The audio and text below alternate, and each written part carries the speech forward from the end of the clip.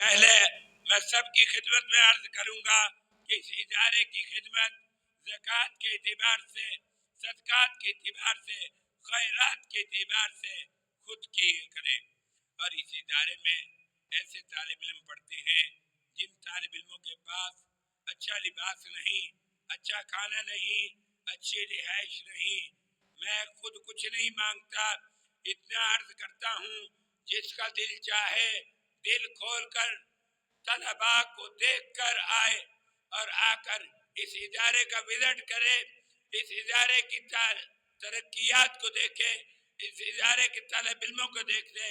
اس ادارے کے طالب علم جب کھانا کھاتے ہیں تو اس وقت بھی آ کر اپنی آنکھوں سے دیکھیں۔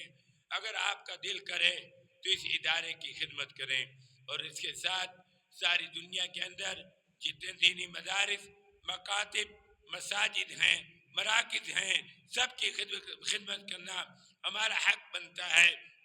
اسی طرح وہ مسلمان جو مظلوم ہیں ان کی خدمت کرنا ہمارا حق بنتا ہے۔ میں اپنی بات کی طرف آ رہا ہوں۔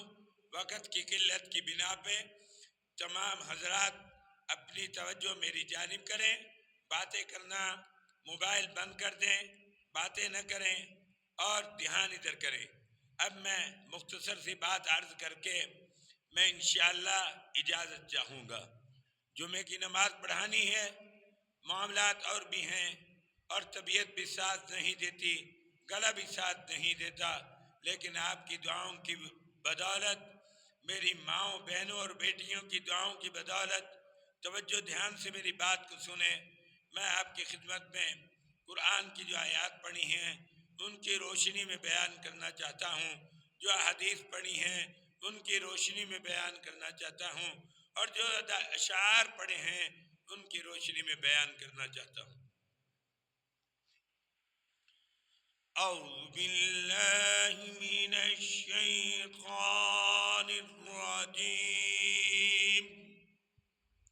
پہلی آیت قرآن پاک کی میں نے جو پڑھی، بسم اللہ الرحمن الرحیم،